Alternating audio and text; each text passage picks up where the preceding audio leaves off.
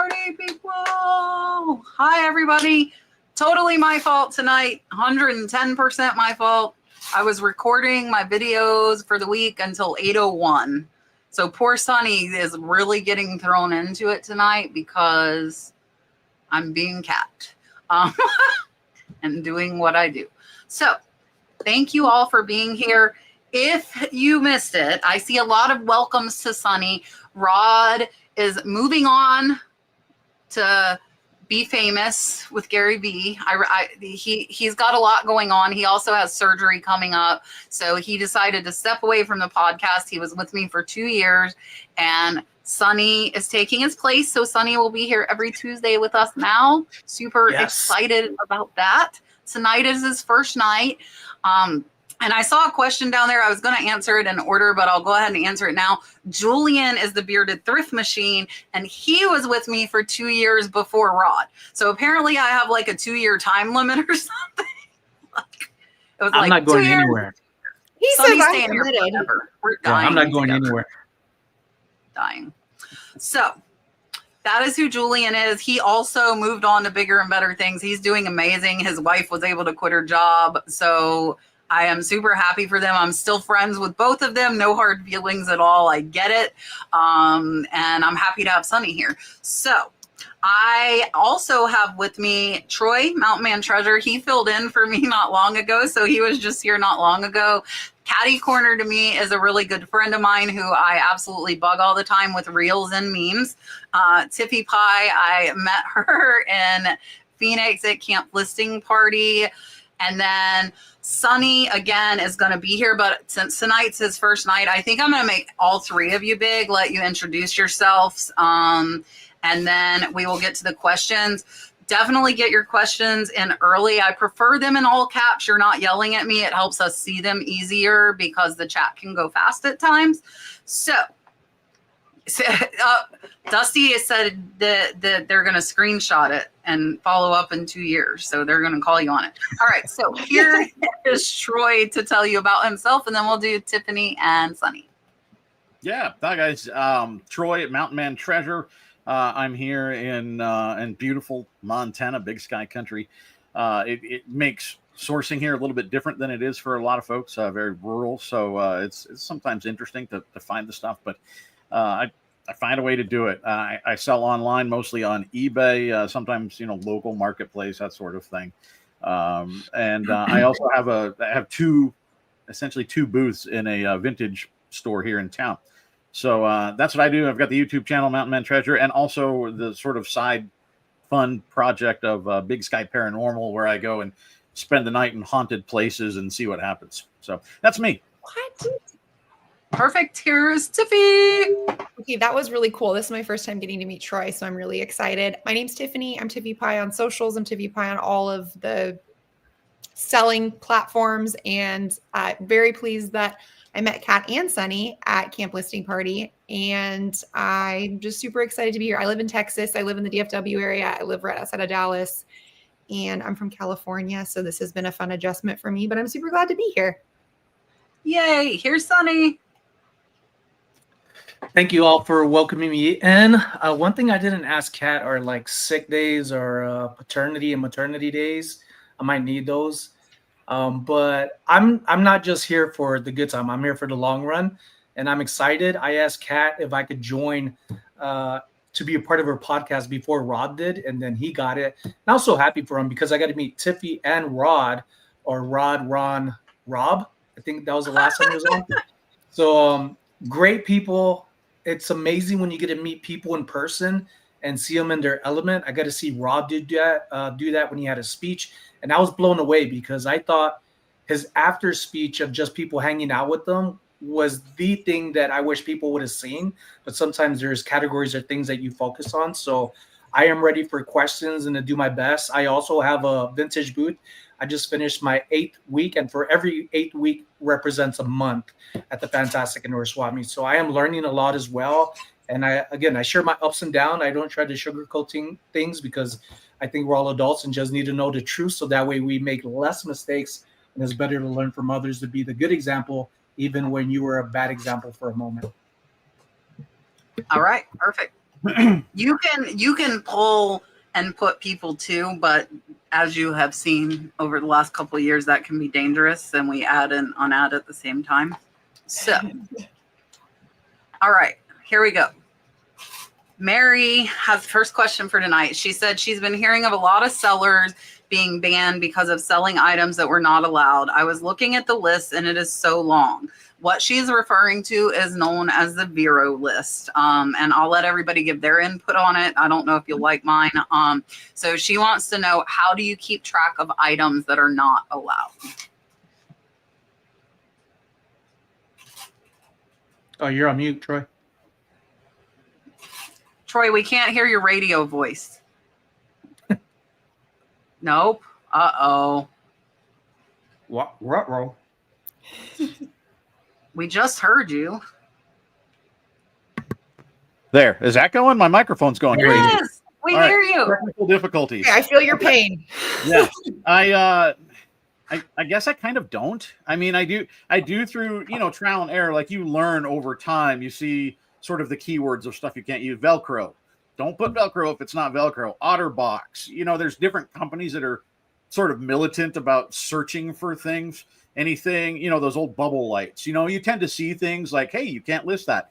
File it away and just remember it. In terms of, trying to keep track of the list, it changes. Like, every day, people are coming on, people are going on. So I don't think people are getting banned from eBay for one time listing something that they're not supposed to list. You'll get a warning initially from eBay saying, hey, you violated fill in the blank policy. This time, since we think you didn't know about it, we're gonna take it down, don't relist it, and it's a warning, right? And then a lot of people will try to relist that, change words, or that's when people get booted off, is when they try to circumvent eBay saying you can't sell that. If eBay says you can't sell it, just don't sell it. Or put it on Marketplace maybe and try and sell it there. But don't put it back on eBay. That's how you get banned.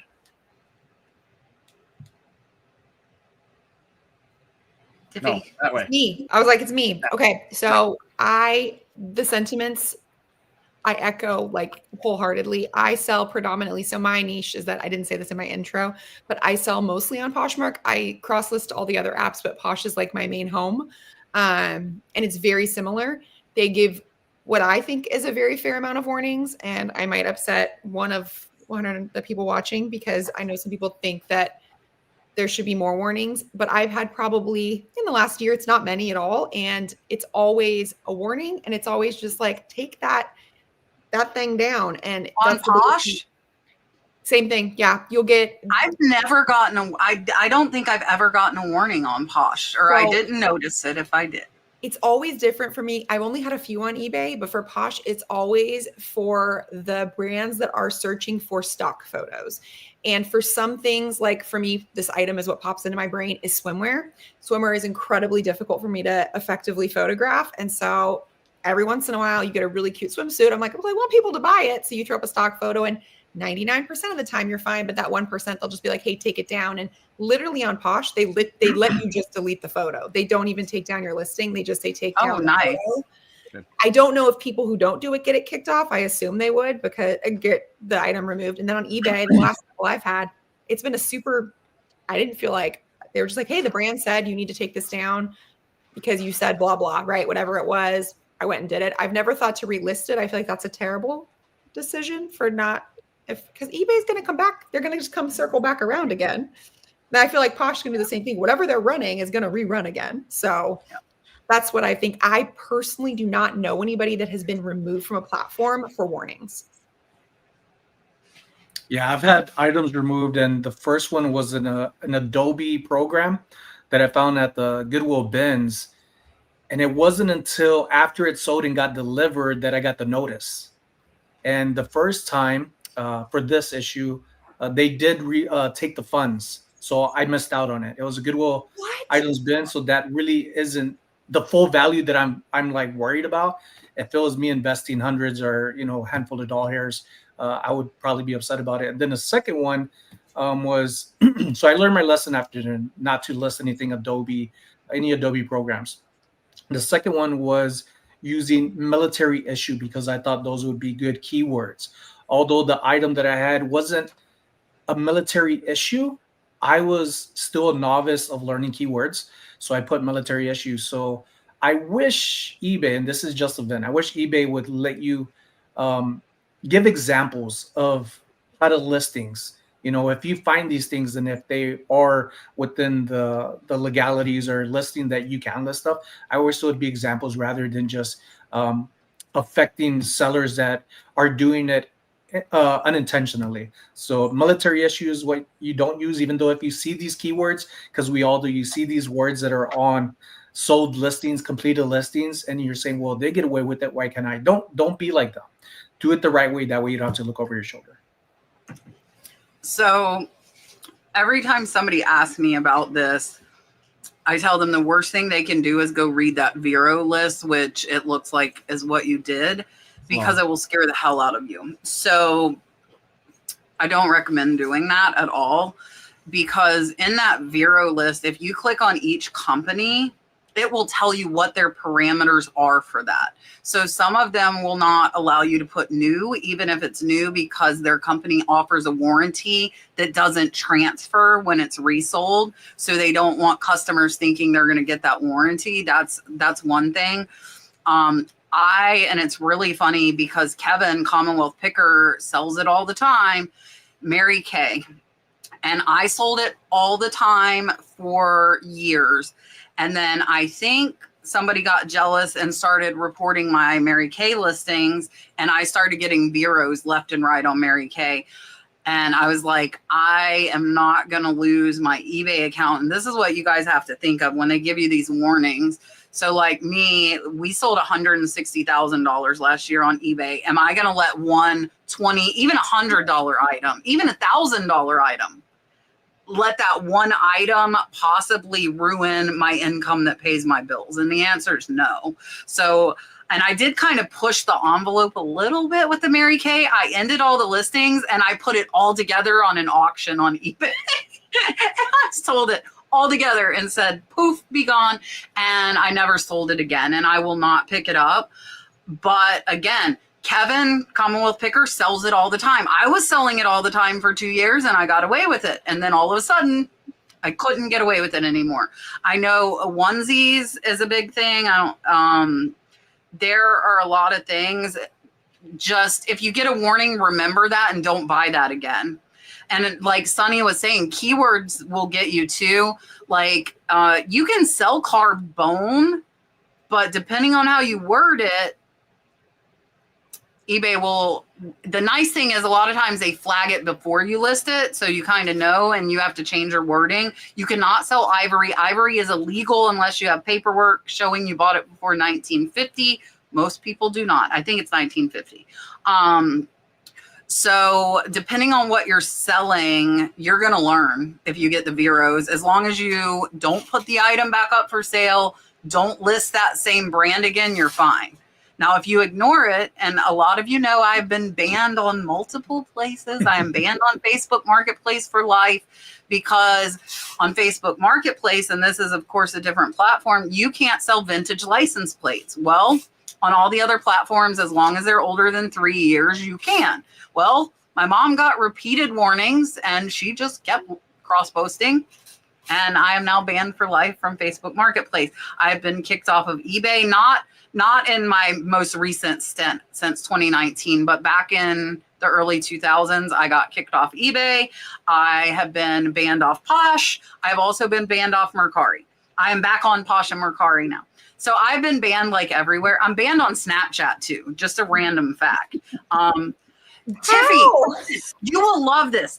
You will love this. I'm glad it's you here. So Tiffany likes baseball like I do, and she goes to the games. We both go to games a lot.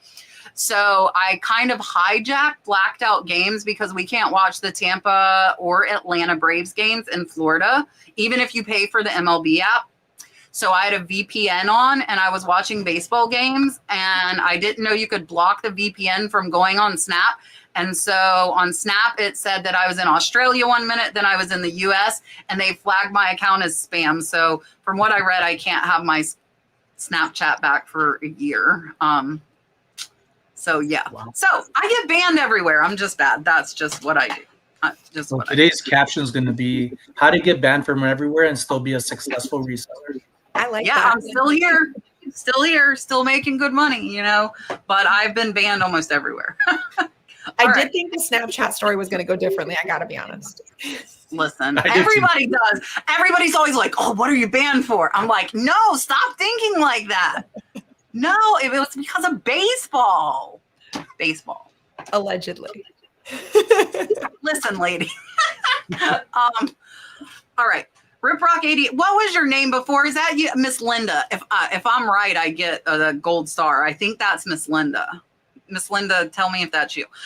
What would be your dream job, not including reselling and welcome to Sonny? That's a fun question. Yeah, and I don't know if I know the right answer for that one. I mean, my dream job was working in newspapers, and then I got super sick of it. And then my dream job was radio, and then I got super sick of it. You know, so and I haven't gotten sick of reselling yet. So I mean, I guess if I could get paid for fly fishing, maybe I'd go ahead and do that. I don't know that I'd want to be a guide because I don't want to deal with all the out of state guys that have never touched a fly rod before. I don't want to do that. I just want to fish. I don't know if that's a viable occupation or not. I think it sounds like a damn good one. How about you? I'd be drinking beers all day. I was thinking about it as I was about to take a sip of wine. I think my dream job would be drinking wine all day. Apparently that's a problem, not a job. I think, oh gosh, I kind of have a similar situation that I lived a few lives before reselling, and reselling was my dream. So that was pretty cool. Oh, I like dream job equals retired. That's pretty accurate. But I think It's not for me. I could not work ever. I could figure it out. I will be like going into the coffin working. I do believe that she's gonna be working on, like, we're gonna be like, okay, you have to put it down now. But I think that, speaking about how much I love baseball, I think I would love to be like a sports reporter and go and do on the field interviews. That would be awesome. I would really enjoy that. It would be super fun. I actually like and understand baseball, which is very unusual, it turns out. So I could have it. I could have like a niche. I've done it though, Tiff. It wears after a while doing sports stuff. Wait, you've actually, okay, well, afterwards I'm gonna have to pick your brain. Yeah, no, I was a I sports imagine writer and a every sports job- editor for like 20 years. That's so cool. I guess every job at the end is a job. Yeah. You know what? I changed my mind. I found a real paying job. I just thought of it. I want to be a movie extra.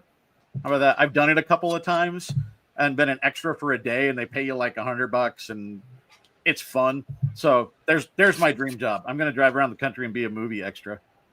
You have big actor energy. Like, you remind me, like, the way you communicate is so amazing. I think you'd be great at it. It's fun. I mean, I've done it twice. I'm not a veteran, but it's fun. I think I would like to just travel more outside of Las Vegas, continue sharing like food reviews and running into people. I've noticed on my own YouTube channel, even just thrifting and reselling, the spikes in the algorithm or analytics is always when I'm talking to somebody. Their reactions, just getting to know them, because people are interested in knowing about people. And I think a lot of us are more than just novice when it comes to thrifting and reselling. And it's like, what's the difference in my channel that people are gonna like? And these are the things I like most, is the people more than anything. And sure, finding amazing stuff makes money, but I really love the face-to-face and expressions and trying to capture it and learning something from somebody else and just living life more, and also through other people's eyes. And I'm going to be doing that at the end of the year. So that's going to blow up even more. So I'm going to say what I said when I was a kid and say a marine biologist. I love the ocean. I went, like, my parents sent me to marine biology camp down in the Keys when I was like 12. And we got to like go out on the boats and get plankton and look at it under microscopes and see like what it really, like lobsters that are, you know, like microscopic. And to like even niche down even further, I would like to do like sea turtle conservation and research. I think that would be like absolutely amazing to be in the ocean every day. And also I think like travel vlogging would be cool. And really, realistically, I could do that. Like, I could pull Dalton out of school. I could homeschool him and we could say, peace out. So, you know, if you know me, I get wild hairs and I just like do stuff. That's what I do. So I'm not intending on that, but that is something that is totally possible. All right. And okay. Speaking of Dalton, I have to go tuck him into bed. He texted me that I had a 5-minute warning. Because Brooke is not home, so I've got to go tuck him in. So I'll pop Sonny. This is a 2-part one. It's really long. I'm gonna let Sonny read this and let them answer, and I'm gonna try and be back as soon as I can. I don't even know how to hide myself on here. Oh, I did it. And now her little picture's popping at us. It's a nice profile photo. All right, what you got, Troy? We can do it in parts, so that way it's not a lot in one. Yeah, okay. So for tax purposes, how do you keep track of your cost of goods? It seems very overwhelming knowing what to put down, like when you buy a box of many items for $5, for example. So yeah, let's take, I guess the first half of that is I would recommend people, if you're serious about it, doing it for a job, or even a serious hobby, right? Get a separate bank account, because everything that comes out of that bank account then from ATMs or Venmos or PayPals, whatever, you know, it's a business expense. So keep your numbers separate. Otherwise, it's going to get really messy come tax time. So get a separate bank account. That way, when you pull out $200 from the ATM for garage sales, I don't itemize when I don't spend $5 on this and $10 on that. I spent $200 this day. You can handwrite, like in a receipt book or something, when you go to garage sales. IRS just wants to see that you made a good faith effort. So if you can say, hey, I bought DVDs and a necklace at this sale, $20, that's going to be probably good enough. So do that, and jot down your own records when you're going out thrifting or garage sales or whatever, and have a separate bank account. That way, everything coming in and out is a business expense. Okay, so I use my Reseller Genie for everything, and it has changed my life. I did not ask Kat beforehand if we can drop. I don't know if we're allowed to like drop names of stuff. And Sonny, it's your first day, so just don't tell on me. I don't think we can drop our affiliate links, though. You can go and find mine, and you can talk about it. Yeah. But I think Kat has one, and yeah, Reseller Genie, they're fabulous. I love them. I love them as people. I think they're both amazing humans. So that was how I didn't think I needed it. They were right. I was wrong. I definitely needed it. I think my first 3 years full-time reselling, I did it by myself with my husband's help. And it was unpleasant at the end of the year, because you think you have your stuff on lock and then you don't have it on lock. And then each year I've kind of upped my game of, yes, I like that. We are not accountants, so check with yours. I like this. I just saw it pop up, but it has changed my ability for a very, very insanely low cost to be able to manage my inventory cash flow. I do not do each piece as a unit. I do my bulk buys. And I really liked the idea about taking the cash out. I had not thought of that. And it's such a simple thing that I don't understand how I never thought about it before, but it's a brilliant idea. And so that is something I'm going to adapt right away, taking my own notes from this. But I will say my Reseller Genie has changed my life. It has made everything so much easier. The end of the year is a cinch. They catch everything as it happens. It syncs automatically to all of the things I use. The only thing is a defunct, I used to sell on Kitizen, and that was the only thing that didn't go in. And I was able to do a quick CSV that brought it right in. So it's a really amazing tool. And if Kat has an affiliate link, okay, good. Someone give me the okay. But if you want it from Kat, great, because I can't steal that thunder. But if not, anybody who wants more information on it, the owners, though, are the most amazing people. And they truly, I've had problems and they actually reach out to you as a human being and talk to you through it. So it's pretty cool. You probably met them several times in person, right? Yes. Yeah, I met them twice. I had dinner with them the last time they were in Vegas. I believe it was it might have been the Boss Reseller Remix 2 years ago. But great people. I heard nothing but good about them. They are very personable to where you could contact them. It is not so much of go to my email. Like I message them straight through Instagram, and I have them on Facebook.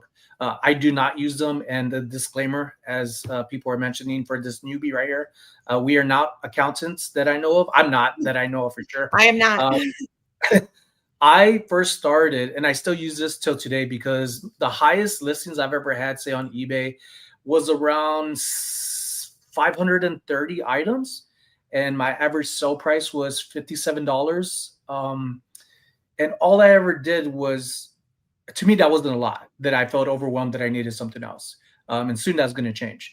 So I have this accordion style of a binder, and it has exactly 12 slots. I just found it at a thrift store, and every time the month comes up, I just put it in a month in the order that I get things, even from yard sales, garage sales, and buy in bulk at times, even the small stuff.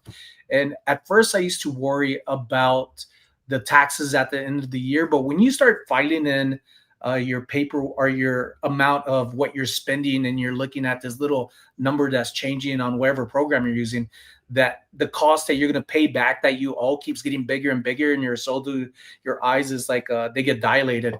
But then when you start putting in your expenses, you start seeing it dwindle down, and you find out more than likely, like we don't know anything. And my wife and I were both making over 100,000 a year before I started going full-time reselling.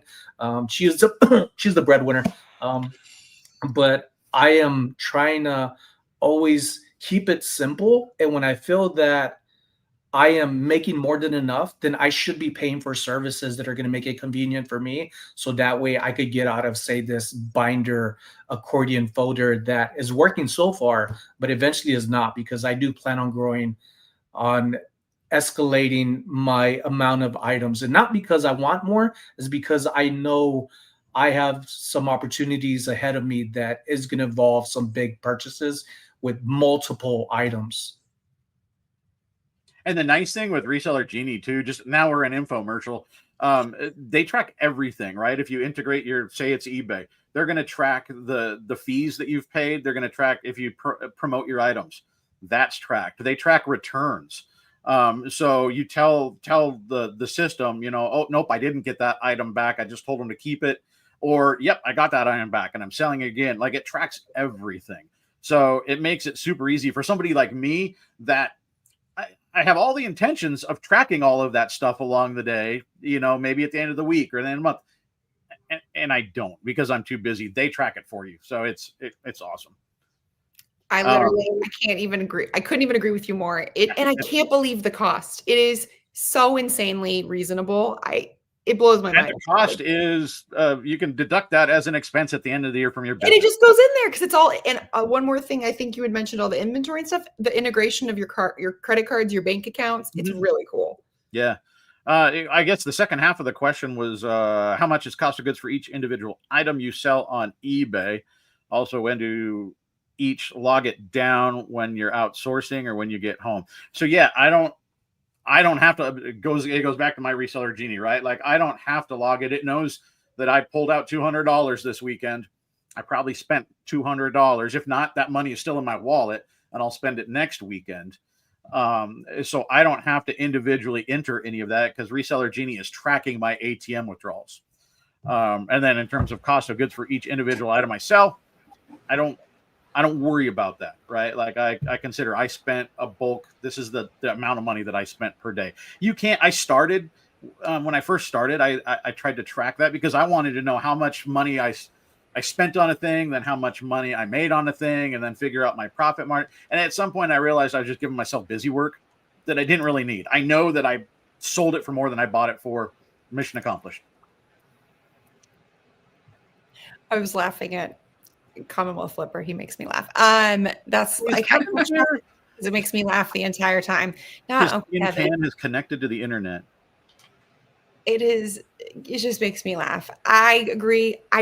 I'm going to be honest. It's been a long time since I tracked my individual items. Obviously I know the individual sale price, but cost of goods, a lot of stuff I buy in bulk. I do a lot of like by the pound buys. And so there's really not of course there's a cost of goods if I sat and counted and divided, and I could do that, but that would be exhausting. So, and I'm sure there's people out there who are doing a better job than I am with it.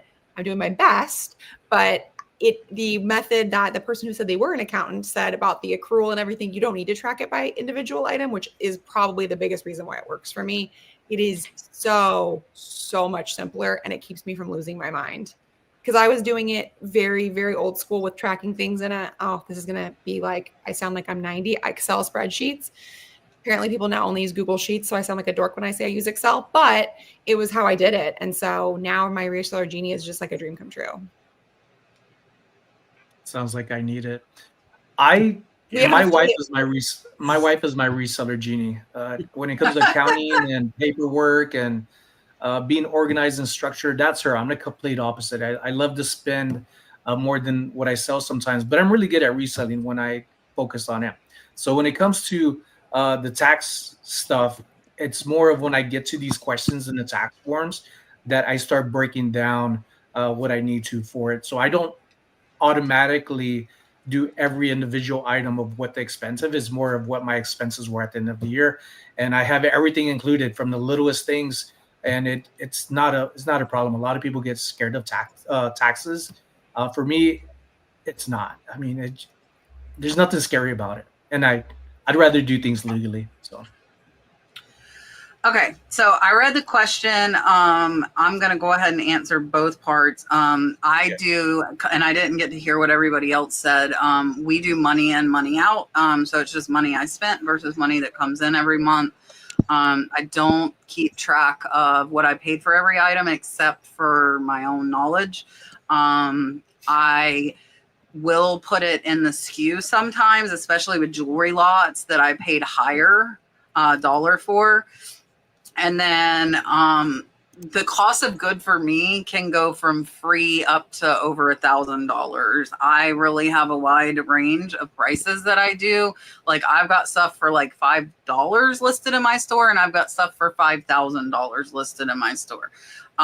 So averaging that out there would be no point to it, just because we do so much stuff. So like, I personally do not do a ton of sourcing, not online, which means I have itemized invoices. Now, a lot of those are box lots or jewelry lots. So I paid $150 for, say, 75 pieces, and I'm $2 in a piece. And unless I notate that on the invoice, I wouldn't know how many items are in that lot. But it really doesn't matter when you do money in, money out. I did see Marsha put up, and I see a lot of people commenting about how great my Reseller Genie is. I do have a code for 15% off if you would like to try them. They are wonderful. I do not use them because my business and my operation is just too big for my Reseller Genie to handle. I pay an accountant over $300 a month to deal with my hot mess, so I don't have to. And I do that very gladly because I have multiple YouTube channels. We sell on multiple platforms. It's wonderful to have money thrown at you from every direction until you're trying to figure out your taxes. So I pay monthly, and to me, it's worth it because and I also have employees. So you throw that into the mix. I've just got a lot going on that your typical reseller is not going to have. So for most of you, I would say probably 90% of you, my Reseller Genie will work perfect and it will be adequate. Unless you are insane like me. Hi, Gino. I'm glad you're here. Kevin is saying, oh, you have to pay taxes on this stuff. I get that comment a lot, and I know Kevin's being Kevin, but guys, any income you legally have to report. That's the law. Like, so when people say that to me, I'm like, you should have been doing it before they gave you the 1099. But yeah, that's the law. So yes, if you make over $600 from any side hustle, you legally should report it. All right. Dalton is very mad at me, by the way. The first time I had to do taxes for a business was out in Hawaii. I used to have a clothing brand, and everybody says, do your taxes, right? Do your taxes. So I went to the city of Honolulu out in Oahu, and the lady laughed at me. I made $250. I was just starting out. And she was like, come back when you make like 20 grand. And I was like, oh my goodness. and I felt depleted or like belittled in a way. Like, I'm just starting, but they gave me the wrong advice. It should not have been come back when it makes 20,000. But I always did it afterwards because my wife again is the one I credit for keeping me in step for stuff. I have a good friend. We actually been friends since middle school who resells as well. She was a stay-at-home mom, so she kind of did it on the side, and she just didn't know. It was just pure, like she didn't know. But the thing with online reselling is it is all trackable. And she got caught, I want to say 2 or 3 years after, and she had to pay plus interest on the taxes that she owed. So they can catch you and they can come after you because it happened to my friend. So if you think it won't happen, it can. It definitely can. And it's a small world. So like for me to know somebody that that happened to, like I'm sure it's happened to quite a few. All right. Marsha was kind enough to text me and she's like, yeah, you got a super chat. Farm Bill Picker sent a $10 super chat. I am going to do my octopus because I'm feeling like that. Here you go.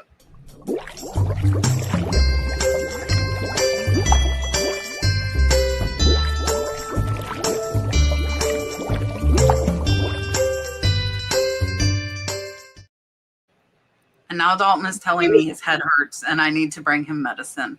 So Brooke is out of town and Brooke is normally here with him. So he's being a little bit extra tonight. I am going to put this up and I'm going to answer it first. And then I'm going to go get him some Tylenol and then I'll be back. Farmville Picker says, what advice do you have for eBay sellers that are also trying to grow a YouTube channel? We hit the watch hours 2 months ago, but we're struggling to get the 1K subs. Help. So I will tell you what I did. And granted, this was in 2019. There was not as much competition as there is out there now. I was on like the third wave. Kevin was the second wave. And then like Pete, Craigslist Hunter, was the first wave. So I was the third wave. And now we're probably on like the 10th wave of reseller YouTubers. So there is a lot of competition out there. What I did is that I was everywhere. And when I say everywhere, people got annoyed because every single reselling live that was on YouTube, I was in it. And they saw the nurse flipper, the nurse flipper, the nurse flipper, and they're like, you're everywhere. So, but I mean, I'm putting in 40 to 50 hours a week in lives. Like I would be at work, on lunch, and alive. Because I was still doing nursing full time then. And so I did that. I sent super chats like you just did because that got my name up on the screen for bigger content creators. And again, if people see your name over and over and over, send Kevin some stuff. Kevin will shout you out. Oh, Kevin, look, I did send him the license plate map in his cabin. But Kevin sent me this. Look, I have it right here. Kevin sent me a gift too. He wanted a shout out. Yeah, so you can do that too. A lot of the bigger channels if you send something, they will give you a shout out. I don't get it. I'm not as likable as Kevin, so I don't get a ton of presents. Kevin's just like that likable guy. So he gets all kinds of presents. But I saw a license plate map and I knew he liked the license plate, so I had to buy it for him. Like it was cool. They made like a United States map out of all the states' license plates. It's really cool. Look, he forgot he sent me a present. Thanks, Kevin. So that is one thing. In the chats, like the one that you're in right now, I would go in. Josh Harry Tornado was one that I was in a lot. He was a bigger channel. So I would go into his and I would answer the questions because I know Josh wouldn't get to all of them. So I was in there being helpful to people when I knew he wasn't going to get to answer their questions. So you can do that. Yeah, it's the pineapple thing. That's what makes them popular. It's all about the pineapples. Now he is a super chat. See, he's moved up in the world. He is his own super chat. Tiff, have you seen it? No. Okay, if somebody sends me more money, I promise I'll play Kevin when I get back. So yeah, that would be my advice. Be everywhere you can. Comment. You don't want to do cheap, shameless, hey, I have a YouTube channel, look at me, because you'll get kicked out, you'll get banned. But answering people in the chat and they remember, and then you're interacting with them, you might pop up on their feed and they'll be like, oh, hey, Farmville Pickers answered me and Kat's live last week when Kat couldn't get to me. People will remember. So that would be my advice. Consistency, posting, like whatever videos that you see are performing better than your other videos, make more videos like those, and then they'll get pushed out even more. YouTube for me has been a lot of consistency and a little bit of luck. You gotta have the luck. Okay, I'm gonna play it real quick and then I'm gonna let everybody else answer with their tips for YouTube. But I wanna see Tiff's face when I play this right now. All right, here you go.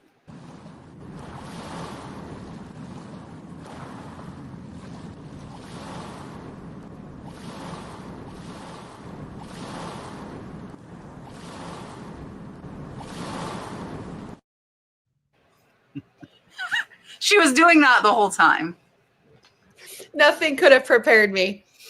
I'm crying. Yeah, you don't get a warning about that. All right, I'm throwing this question back up here. I'm gonna let everybody answer, and I'm gonna go get Dalton some Tylenol. I'll be back. Oh Yeah, my get God. Kat to make a super chat screen like that for you. That helps if you're trying to grow your channel. It's a different group of people you'll bring in, but you'll get people in. Kat hit a lot of stuff, and she talked about it there at the end. Show up, be in those lives, be in those premieres, but don't be fake. And don't be like, I'm here, I have a channel, like she said, but don't be fake. Be real, be genuine. When you're making your videos, you can't fake like you're somebody else. It's not gonna last. People will see through it. You just have to be who you are. Some people will like you and some won't. I think the biggest thing that she hit on though, and just mentioned it, is it takes some luck, right? Like I actually came in the same time as Kat did. We came in like probably within weeks of each other. We started at the exact same time. She blew up, right? Like she had, I think, one video. So a lot of times it takes one video.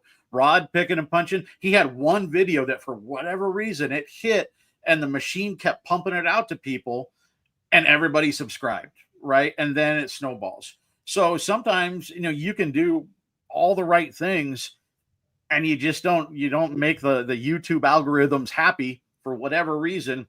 And it's a slow roll. I mean, Kat's up to like 5 million subs now. I don't know how many she has. She has a lot. I think I'm somewhere in 18,000 something. She does a lot more though too. And so, like she said, consistency, you got to continue to put stuff out and put it out. Like people are going to know, oh, it's Tuesday, Kat's got a live, right? Same thing with your videos. Oh, it's Tuesday, there's going to be a new video drop. It's Friday, there's a new video drop. You want people to make it kind of like, I'm going to date myself, like appointment TV, right? Like it's Friday night. It's the block of shows we want to watch on Friday or on. You sit down, you watch it. Same thing with this stuff. You want people to become accustomed to, it's Friday, I got to go find Farmville Pickers' new video. So those are a few things. So I don't have very many YouTube subscribers, so I don't think I'm going to rock your world with this. I think I hit 300, and I'm not going to lie to you guys, I was excited about that. I had a lot of personal stuff go on when I tried to start my YouTube journey. My dad died, and we moved 2 days later from California to Texas, where I'd lived my entire life. So it was a rough period of time. And honestly, if Kevin is still in the chat, even the fact that I got to 300 is from Kevin pushing me at an event. He really told me I could, and even though it wasn't any type of volume and I wasn't consistent, because basically I did nothing you just said to do, which was all the mess. That's the recipe for success. I'm trying not to cry because it was one of the coolest things in my life. Diane passed away, and she spent 2 hours with me talking about grief and life. And if Kevin hadn't pushed me to YouTube, I would have never received that interview. And it was one of the most, I don't know if anybody in the community knew Diane, but it was one of the best things that I've ever had happen in my life. And if Kevin hadn't pushed me to even try for YouTube, I would never have that interview. And now I have an hour and a half, 2 hours of us talking about life. And it had like 1,000 views, you guys. And I was excited about that. I am Instagram. I saw someone ask me earlier. I am on Instagram a lot. I also my big thing was Poshmark Lives. So I was actually the first seller to go live on Poshmark, and I got to go to the headquarters and everything, and it was really cool. So I did all of the first several thousand Posh Lives for about a year, and I was there, and everything that made me successful was everything for YouTube. Being consistent, same time, same day, them knowing Friday night, we had Friday night wine down, everybody got their wine and came and hung out with me. It's great. People have some wine, they buy more stuff. So that was pretty cool, but it definitely a different vibe. Obviously, I'm not a big YouTuber, clearly, because you can see my numbers, but it is something, it's on my goal list. And I know it's really, really hard to do. And maybe I'm a little scared because I know it's really hard and I'm afraid I'm not going to be good at it. But everybody that I've valued is truly because I believe they are who they are. Meeting Kat in real life, spending time with Kat, hanging out with her, she's exactly who she says she is. And I think that is one of the most badass things a human can do. So being consistent and being genuine, we all know, at least I think so. I think you can tell even with like celebrities out in the real world. I can tell when they're genuine. You can just tell people want to be there and when they don't. And that's Kat, Sonny. And now my new friend, I now have another person I can follow. Tiffany is very genuine. When I first met her, we didn't know each other at the time. And she gave her talk right before I did. It was almost identical with hardships, but she was so vulnerable to be open with other people that we were like having a conversation in her speech to others. And it was really nice. It was almost like, damn it, like this sucks, but it's really good to speak who you are and share with the world, because you have no idea how even your small hardships are going to help people get over theirs. And sometimes the smallest of things are so big to us that it sucks to hear from somebody else that they're going along with it too, but it helps them feel not alone. And when it comes to content creating, some things that I've learned from my thrifting reseller channel, I've been doing it for over 8 years now, that I started doing a vlog channel and I got that monetized. First, my thrift channel took like 4 years to get monetized. Everything that I learned from thrifting and reselling from that content channel, I went over to my blog and said, I need to do this. I need to have an introduction.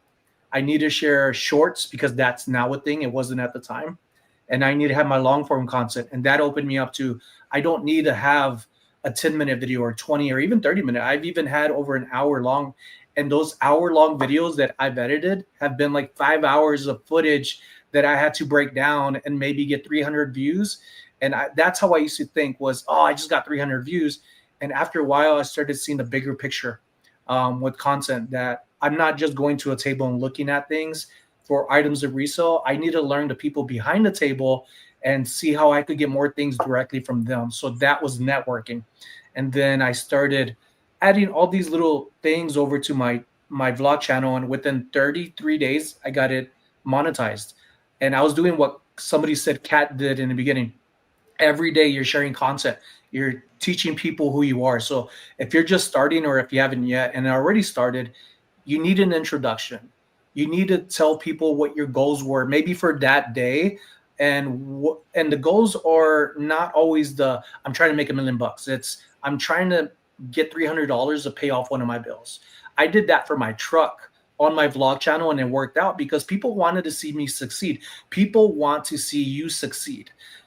Not everybody will show you that, but they're going to be watching. There's going to be eyes on you. So I got my truck paid off. I needed like a little over 5,000. And that's when I was working on knickknacks. So I was telling people where to go on knickknacks. And this is, again, networking and communicating and telling people where I'm going to be at and what I'm trying to do.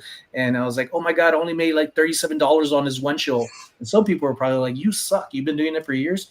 It's just the way it goes, like Troy said. Sometimes people get a million views on a video. And although I've been doing it for 8 years, some people do it for less, and good for them. I don't say why me. I say thank you for it being me and my struggles. So another thing with content creating, your shorts. Shorts are really good because if you don't have all the time in the world, you could spend at least 10, 15 minutes until you get your style down, the way you do things and get it down a lot faster. So use free programs like CapCut. I'm not sure what my friend Kerry uses. Every time I say that, he's like, no, I use InCut or something else. But all these little things pick people's brain. Kat gave some really good advice. When you go onto people's videos, don't leave a video of like, hey, Troy, that's an awesome t-shirt. But I found this vintage one for $2,000, and you give such a big paragraph about yourself that it shows you are doing a little too much. Give genuine feedback. And the more you start to realize that, like I could say, for example, all of you inside the chat right now, when you first came inside there, you had no idea who others were. And you may not know their government name right now, but in time you started learning the username, and you're like, hey, Susan, oh, that's Kevin. This is Kat. And who's Julian, for people asking. And it takes time to get to know people. This is your community if you want it. And if not, and you want answers, you got to ask them. You got to get yourself out there just a little bit to get you to where you want. Even if it's not for content, it's for your reselling, your goals. Your goals should always be shared on I believe in your content, because I like to know why I'm supporting you. I like to know where you started and where you're going. And I like to take ownership on that too, of like, oh, Kat started the same time I did. And when I was working in security at the Win, I was moving up at the Win, and Kat was moving up in nursing as well, but along with reselling and these milestones. And that was very motivational for me. So share your life, share as much as you want, being transparent. Troy said, don't lie about things, be honest. And I believe that comes with the downfalls. And people are going to come in and give you advice. They give me advice all the time. So a little bit more about the YouTube. I just now started, even after all this time, at the end of my videos, I start replying directly to comments that I feel are very beneficial to everybody that needs to hear it. And in the comments, I reply to them too. But I try to bring people in, even if it's replying at the end of the video. Make it your own. Yeah, I wanted to say that I forgot about that. And I will tell you guys, I have said it from the beginning of my YouTube channel. I will respond to every single comment as long as I can. I have 122,000 subs now, and I still respond to every single comment. And it is me. See, that's the thing with the comments. And that's a hard thing too with YouTube. Like, you're going to get the haters. The bigger you get, the more haters typically you're going to get. I typically, worst case is like 2 days for me to respond to comments. But that it took me a couple of years to not let like the haters get to me. Like, you have to build up like this layer of toughness to you, because they can be mean. And the only thing, like, I don't care, come at me all you want, do not come at my children. Do not. You will never be seen on my channel ever again. And people do not come at my parenting, same thing. You will be gone. So there are some things that I draw a line and I just will not tolerate at all. I think it pops up in the chat. Like, I don't want to talk about politics on here. I don't talk about religion on here. That's not what we're here for. Leave it outside. It just causes friction that I don't want. And I've been lucky, I think, overall. So respond to the comments helps for sure. There was something else, and I don't even remember what it was, but be consistent and just keep doing it. And I am more than happy to have you on the show. Send me a message on Instagram. I'm more than happy to bring you on and try and help boost you up that way. That's the cool thing. Like, just going through this is like, when I started, Marshall, whack you out of here. Don't be ding dongs. We don't play in my chat. When I started out, I was the smallest channel all the time. You know, like, and I'm like, oh, I got all these people. Kevin came on once. He came on once, but like Josh, Harry Tornado came on. I'm good friends with Jocelyn, Crazy Lamp Lady. So I was lucky enough she came. So for the longest time, I was most of the time the smallest channel on my podcast.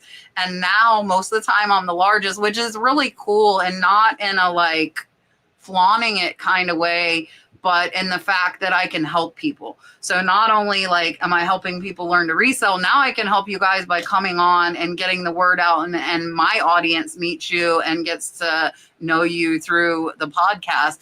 So kind of come full circle, you know, from everybody helping me to get to where I am, and now I'm able to do that as well. And I love helping. I love teaching. That's like my biggest thing. I saw somebody making a comment about that earlier.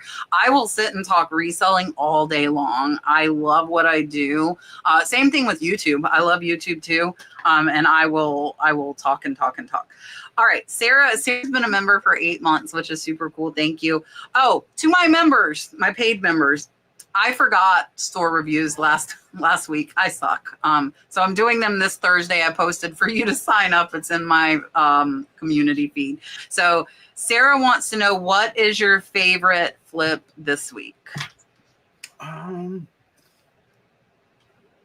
I don't know if it was this week. It was within the last week to maybe 2 weeks. I don't remember exactly. But I did. I went at a community sale. I picked up 2 of these Danbury mint Halloween displays. They had them at like $30 a piece, and of course it was, hey, if I get them both, would you do 50? And she said, sure. One was like a Winnie the Pooh. Like they're all around this Halloween tree, and it's like all these lights are through all the little jack-o'-lanterns put all over the top of it. And then there was a Charlie Brown, like Great Pumpkin. They're all in the pumpkin patch. So I paid $50 for them, and they sold really quickly. One of them sold for $250, I think, and one for $175. And what was great is they came in the original, like the styrofoam and their box, so I didn't have to worry about the packaging because they're so delicate, right? I didn't have to worry about will it break because it's already in the molded styrofoam, and put that right in the box. And I put on the listing that these are going to ship in the original box, right? And so because it was a shipping box to start off with, so it made it super easy to ship. And yeah, that was a nice little flip. I don't sell a lot of big ticket items. I'm more of like, I'm mid at everything I do. I'm weak at YouTube, I'm mid at everything else, just straight middle of the road kind of guy. I am 5'11" though, so I guess I'm not mid height, but I had like all these things I was getting ready to donate, and I was like, that's it. I'm cleansing my life. I'm getting rid of all this. I'm going to donate it. And I was going through and I saw like 10 or 15 things. They've all sold. They just keep selling. I keep getting ding, you sold this. Oh, this shirt you were definitely going to donate 2 days ago. We just sold it for $48. I was like, what? So that's a cool feeling. It's also cool for me to get things out and donate because I know it goes to help out people, but I was really enthralled by the Charlie Brown thing, by the way. I was like really financially and emotionally invested. Then you said you sold it, so now I can't get it. But a little upsetting, but it'll be okay. Right. But every time I'm committed to donating things, it sells. So I start to go around and kind of like touch something in my inventory and be like, sell. I got to start touching through things. Yeah, I should just get like glitter and like toss it in here and see if it works. But anytime I'm going to commit to donating and it sells like the next day, I'm pretty juiced.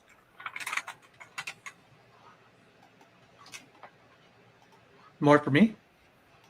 Yeah. It's you. It's your turn. You got to learn your turn, Sonny. Come on, chop. Squares. Come on, Sonny. I can't count. That's okay. Favorite flip the week. That's why you have your wife. So I got a vintage booth, and there's a thrift store about half a mile from there, and they open up at 9. And our vintage booth, when it's open once a month, opens up at 10. So I always try to go to Dutch Bros in the parking lot. I grab my Bob Marley with the extra espresso shot, and I'm getting excited like I am right now. This is my routine. That makes me so happy. I get pumped up. So I get my Dutch Bros. I go in the parking lot. I walk right in the door right when it opens, and I ended up finding this little ceramic bird. And it looked like the head was chopped off because it's just a piece. There's no wings. There's no tail. And I thought, this bird looks like a candle snuffer, but there's no handle or anything that showed like that something belonged to it. And I put the screenshot of it, and it's a pie bird. And I've never heard of pie birds. So I get it for $1.50. I take it to the booth, and within 2 hours, it sells for $20. to another vintage person, not there in the area. They got somewhere else, and they're like, I freaking love this. I collect these, and they're hard to find. And I was just like, wow. So I try to do that every time we open. And the other 2 times was a Raku Panda. I got it for $4 and it sold for 80. And then there was this sitting cat that I found. Cats are freaking a thing of reselling, and that sold for $60, and I had paid $9 for that. And these were selling pretty much the same day that I was purchasing them during my vintage boot weekend, which were Fridays. So those are like my flip of the week that I get. I just finished my boot weekend this past weekend for the 8th weekend. So I like those. I like when you could find something they flip fast, but I like it even more at my booth because that's more than likely cash in hand or straight to my Zettle, which is a PayPal app that I just transfer over to my business account. It's pretty easy. What's a pie bird? Can you tell me? Because I feel dumb. Oh, they're little like ceramic pie. They're little ceramic birds. It's got holes in it. They went to go on the steam pies. comes out and your pie doesn't blow up. They literally go on a pie. It's literally a pie bird. Literally a pie bird. Yeah. Literally a pie bird. I really advanced. I'm going to go with the big money item because, I sold 2 pie-shaped tables, wedge tables for the corner, mid-century modern for $1,000 on Etsy, and I paid, I think, $20 for them. That was my favorite one. I think a lot of furniture people overlook, and end tables you can box up, guys. It's wicker. There's no glass. We sold another mid-century modern little end table for $500 a couple weeks ago too. So I would say if you have the space, pay attention to end tables, especially mid-century modern. All of mine have been mid-century modern that have sold. So that was like an $800 profit, which is beautiful. I saw it and I'm like, yes. Like those are the ones where you're like, oh. I don't do a ton of them, but like I would say I'm probably 80-20 with like lower dollar compared to higher dollar. I like to have those higher dollar because those make like the best sales day by far. Okay. I did not tell anybody. I didn't even tell Sonny this. I have some stuff to give away. And if you read the description, you might have guessed it. Giaro Pack is going to give 3 of you a pack of poly mailers, whatever size you want, whatever print, as long as they're in stock. So you'll have to go to Giaro Pack and pick it. So here's the instructions if you win before I put this up for you to enter. Email me. Marsha will put my email after we pick the winners. Go to giaropack.com and pick what you want for your prize. And email me with what you want and your mailing address. That's what I need. Please. Okay. So here we go. I'm going to pick 3 winners. I will give you guys a few minutes to enter, and we will continue answering questions while you're entering. Spamming the chat. Okay. Let's see. Let me go back. Kathy said she posts, sorry, Tiffy. That's okay. Kathy posted. I mean, I'll switch us. I don't care.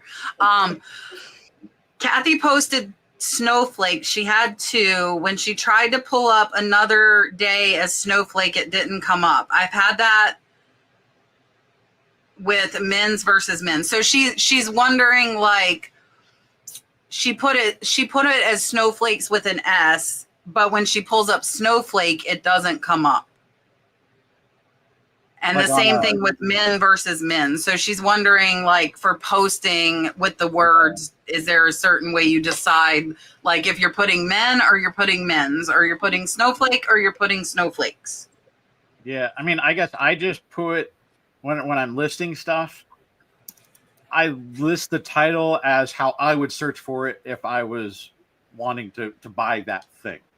Right. So, I mean, it's not a scientific method by any means, but, you know, if I'm going to look for men's jeans, right? Not men jeans.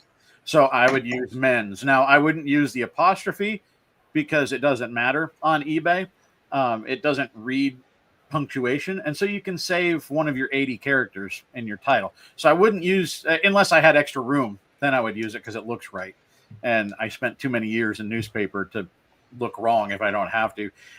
But otherwise, yeah, just type it how you think the most people are going to look for that particular thing. Like snowflake, you could say snowflake lot of 2 if you want to do that, if you wanted to think that more people are going to look for individual snowflake. But yeah, that's my advice is type it how you're going to type it when you look for it. Since my face was hidden, I just drank a lot of wine during that section. I just wanted you guys to know that. It was perfect. The wine glass was totally masked, and I took like 3 chugs. So nothing but class over here. I'm definitely not getting invited back, but that's okay. Yes, you will. I will so invite you back. You haven't seen, listen, you didn't see me on friggin' New Year's Eve. Oh, I did not. But now I'm going to go buddy. find it.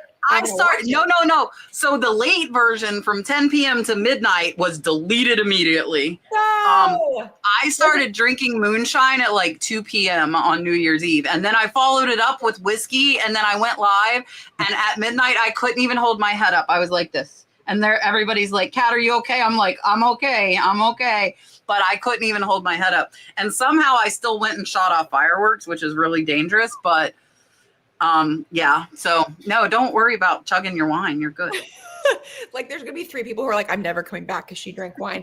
I am laughing because if I play my cards right, Kat will send that footage to me and I can view it privately, so I can laugh a lot. I love you. I agree fully with how I see things is how I list things, which of course, like that's gonna have limitations, but it's so far. The harder thing for me with clothing, and I actually don't know your specialty, Troy. If you you sell what you can sell. It's hard so clothes is my bread and butter, and it's very hard because for whatever reason they really like 19 sizes on every woman's like pair of jeans or pants. So it's like size extra small, size 2/26, and you're like, okay, so that's where I struggle a little bit more is when you're looking for this item, what's the best way to find it? So I kind of do like again, I'm a primary. I start on Poshmark and I slash it out so that the search algorithm will bring it all up. But I think when it comes to like snowflake versus snowflakes, I like the idea of putting like it in the parentheses because that does help. Because I do think people look for snowflake, right? And it sounds kind of silly, but I sit down and think if I search, what would I search for? And that's how I list it, which that's probably not very scientific, but that's my science. I do like to compare how high prices of items that sold from the same items that sold on a different listing with word changes, like men being later on, say the brand of like Lululemon jeans size so-and-so and the color, women's size, blah, blah, blah. So I like to look at the change. I don't keep it the same way. If I see that is selling for more in the order of things, I'll do it that way. But it always is different with each item. And it usually works out. I usually tend to sell things better and a little faster that way. Yeah, like men and men's, if I want other keywords that I think will be searched more, I take both of them out because they're in the item specifics, like those are words that I pull. So I saw somebody said that the listings they don't overthink are the ones that sell faster. I would think of like what you would naturally put.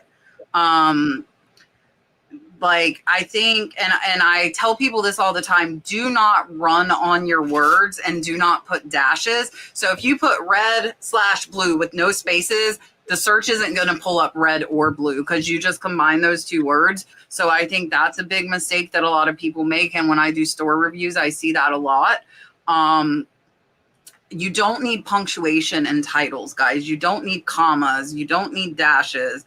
You don't need to say it's beautiful. You don't need to say whatever. Like nobody searches for that crap. I like the emojis. So, yeah, like nobody's searching for an emoji like fire. I like it just don't do it. So like for me, I feel like with the snowflake versus snowflakes, I would probably think of what I thought most people would search for. Like, are they looking for snowflakes because they normally come in multiples? Or is it something that is normally a singular snowflake, like an expensive Tiffany snowflake ornament? Then I would just put snowflake. That is what I would do. We are going to answer one more question, and then I will pick 3 winners. Again, if you came in late, you're entering to win a pack of poly mailers. Giaro pack is like the lowest price. That's all we use. Like I like the I'm knocking stuff over. I like the lavender.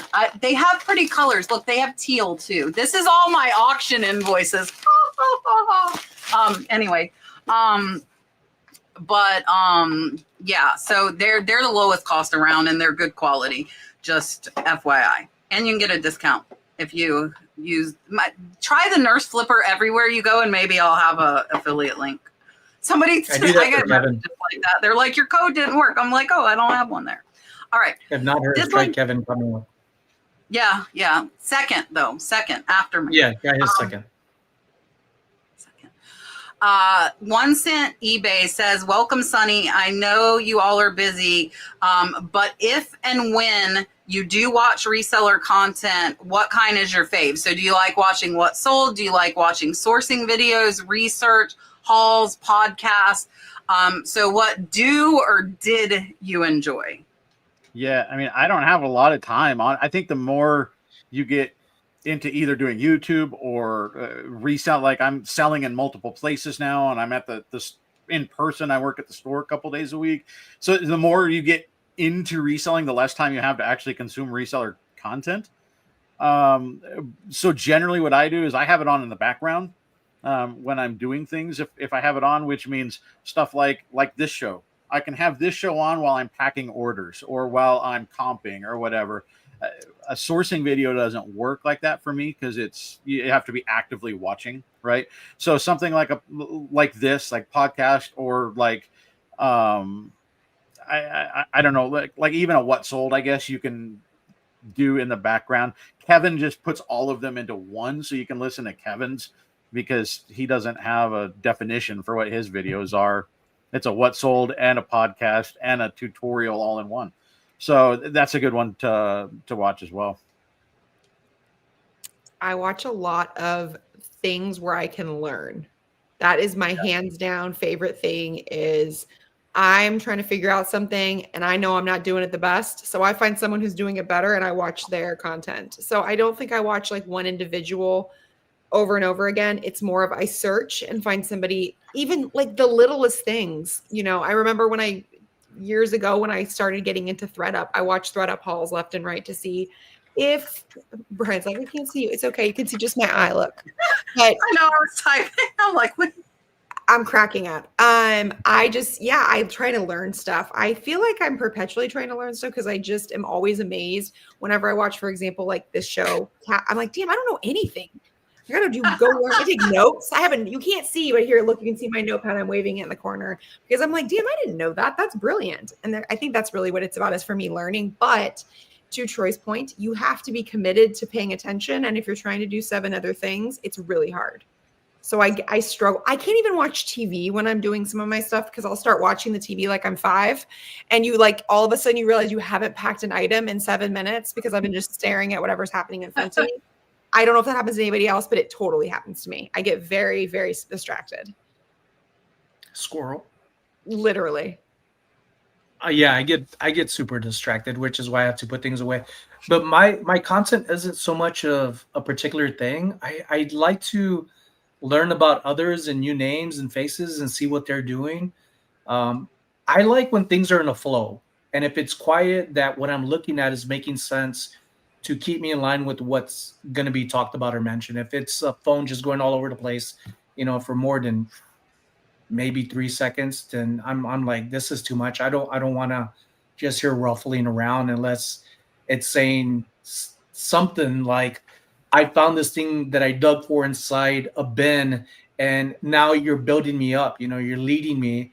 But if it's just something that you're not in focus and not making sense to me, I just jump out of there and look for something else. But I just like a good storyline, not so much good background noise. I like to learn, like Tiffy said. I like to learn from people, and it's not always about what somebody's reselling that I'm learning from. I'm learning how they're talking. I'm learning about their setup. I'm learning about a lot of things, and I'm looking at more than likely applying it for what I'm trying to do or be inspired by stuff too. So as long as it's entertaining and educational for me, then I'm stuck on it, and I'm gonna keep wanting to watch them. Yeah, so for me, if you guys have watched me for long, I haven't watched reselling content in probably 3 years now. I just don't have the time, and I choose to, and I haven't even watched motivational content. I was watching that for a while because I could just listen to it. I jam out to my music mostly now on YouTube. When I was watching reseller content, I liked watching what solds. That's why I make them, because those were my favorites to watch because I wanted to see what was actually selling. And that's what I started watching, and that's what I started creating as well. Sourcing is hard for me, and I make sourcing video. I can't tell you I will make one now because Brooke took off with my truck with my GoPro, so I don't even have my footage. So I can't even pretend like I'm gonna put out the cat's treasure hunting video this week. But I had like a massive death pile for a long time, and some of you know, some of you don't. I have a Facebook group, Death Pile Destruction, to help people that oversource and get stressed out and can't stop buying, because it really is a problem in our profession. You just keep buying and buying, and then you're not making money because you're spending all your money and you have all this stuff to list and you really don't need stuff. So I committed when I made that Facebook group, which I think Marcia can tell us, I think we're close to like 20,000 members now. It's a lot. But I committed at that point to getting rid of my death pile and not really having one. And so watching sourcing videos makes me want to source. So I cannot, because I'm like, oh, I need to go find that stuff too. Which really what solds do too. So like that might be why I stopped watching reseller content, because then I think I need to go find all the stuff. And I didn't need to find all the stuff. So yeah. So for me, my favorite is the what sold making. My top two are my what sold and research, which are the primary ones I do on here that I love doing them because I learn along with you. And yeah, let's pick 3 winners. And Tiffany needs to be seen. I made her be seen now, but she needs to be seen too. So again, if you win, you will go to gropack.com. You will pick what you want, and you will email me and tell me the size and the color and your mailing address. That's your instructions. And Marcia will give you I'm surprised we don't have more. Guys, you're resellers. It's poly mailers for free. I was Like, why going do we to only have 100 entries and 300 people in here? spam it. I didn't know if I was automatically not allowed to join. No, you can join. I don't care. I I can't feel like join. it's wrong because I win a lot, and I always feel like people think it's rigged. So LJ, is I am LJ in the chat? I think he is. Is LJ in the chat? I think he is. LJ wins all the time. And now I just called it. All right, here we go. I'm going to pick 3 of you. And Marcia will give you my email after we pick you. we got 329 people. Can y'all please hit the thumbs up? And thank you for joining us. All right. Sabina Smith family, you're number 1. Congrats. I'm going to pick 2 more winners. Number 2. Dun, da, da, da.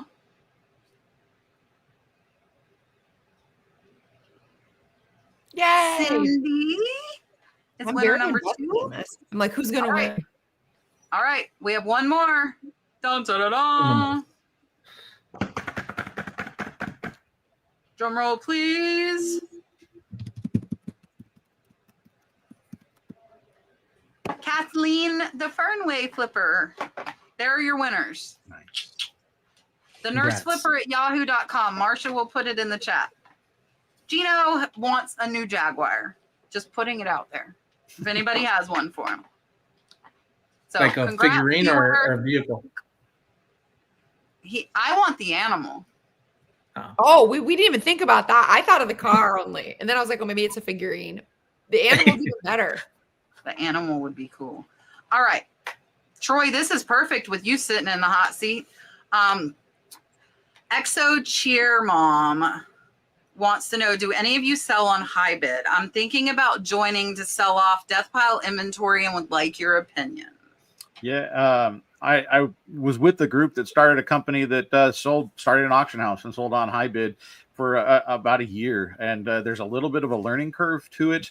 And it's ultimately we decided to back off of that, and we're taking the company kind of in a different direction because it's super hard, like in terms of building your audience, right? Like people have certain auction houses that they continually go to. And so you have to break through that. And what we found is generally we were getting more bids on stuff that started essentially like at $2, right? Because people want to they're on Hybid, they want to get that good deal, especially if you have to ship it to them. Because shipping on Hybid is the overcharging for shipping on Hybid is rampant. Like it's really bad. And you don't always know until you get your invoice. And at that point you're committed, right? And so you're paying 5 times more than what you know as a reseller it costs for them to send it to you, but you don't have any choice because you committed to buying the thing before you knew what it was going to cost you to ship it. So it was really hard for us to break through and sell things for good money, unless it was we did well on like video game, like stuff in the really collectible market that did well because people were searching specifically for that. But just your general stuff, it was tough. You know, Hybid is tough, and there are, you know, people talk about the fees on eBay. There's a lot of fees on Hybid, and then you got to get a service to there's a couple of different companies that you can use that you integrate into Hybid to charge the customer's cards, right? Or you can go through and send them invoices like through PayPal and stuff, but it was super time consuming to try to do it that way. They didn't all pay. So you can automate the payment, but you got to pay a service for them to do that. And so there was like 3 companies ultimately that we had to end up paying in order to sell stuff. And at the end of the day, it wasn't worth it. So if you want to try it, I'm not going to say don't try it, but know ahead of time that it is a tough market to break through and make any real money selling on. I'm just going to pass because I don't use it at all. So it felt like I would be stealing thunder from it. But guess what I wrote down on my notes? Learn what Hybid is. So today I took away something. That's where Kat buys her. You might not want to learn what Hybid is. Is that where you get all your wares? Yeah, the majority of them. Oh, I would. This seems bad. Maybe I should cross out the note. No, you can source great stuff off of there. Oh, you can get great stuff. You just have That's to be where careful. I got those end tables for $20 was Hybid. Yeah. But you drove and picked those up, right? Yeah. Yeah. So me in the middle of Montana, there's like 3 different places I can drive if it's local to pick it up. Otherwise, I have to have them ship it to me. Okay, so wait, I do have one. Now I have a question. Can I get put on the question thing, Kat? No, do you not find out the shipping till after you buy it?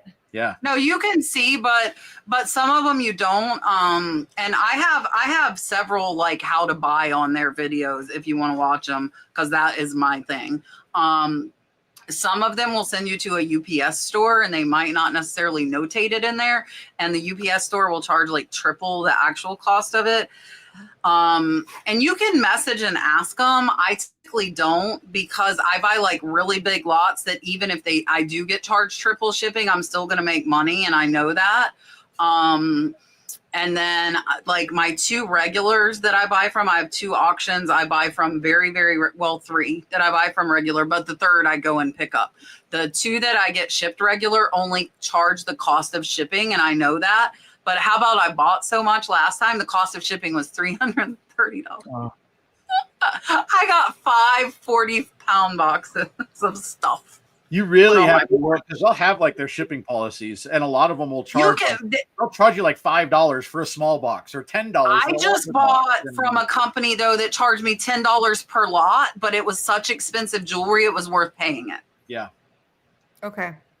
So you got to read. Don't just assume that it'll be good. Step 1. So I'm trying. Yeah, I don't sell on Hybid, but I've bought off a Hybid, and it happened right after COVID. There was I forget the brand name, but it was nothing but women's shoes, and I bid $11, and I won. And I've never sourced really after that. I've been looking more into storage units lately, but I haven't sold on Hybit or been a seller on Hybit. Yeah, I've never sold on there. They message me, but I will tell you, legally to sell on there, you do need to have an auctioneer's license. They will invite everybody. Huh? Depends on your state, though. Not all states require it. But when I was looking at the Hybit application, it was asking for auctioneer license for Hybit, not by state laws. Yeah. So I don't know. They didn't I'm make pretty that law, sure. So I think I want to that's become an interesting. auctioneer. Is it too late to I change? went to school and then I haven't sat for the state boards, but I paid for it and I'm allowed to sit till like $29.99. So if I ever decide to get off my butt and go do it, it's paid for. But I paid for the school, and then I like, the state took so long to authorize me to test. It's almost like your nursing boards. You have to like send in your proof of going to school and blah, blah, blah in Florida. And then it was over $500 because I have a business. So I had to apply for like a business auctioneer one and a personal. And by the time it came, I'm like, I forgot all his crap. Like, and I just didn't go. And the law in Florida is Marcia is a licensed auctioneer. The law in Florida is not specific enough to require one for online yet. If that changes, I would go sit for my boards. But as of right now, I'm not motivated to do that. Miss Bridget, Aunt B wants to know, what is your bolo?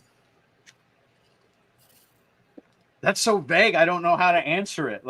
Because I don't have a niche. My niche is knowing a little bit about a lot of stuff. So I'm always out there. I guess, we were talking about high bid. So here's a bolo. I ordered 2 lots, and one other person found it because it was like Sonny's deal. I was like at $12 and $13 on this thing until like 20 minutes left, and I thought I'm going to get a steal. And then one other probably reseller found it, and both of the lots got into the hundreds because I wasn't going to let them beat me. I bought 2 giant totes of Drum Corps International DVDs and Blu-ray.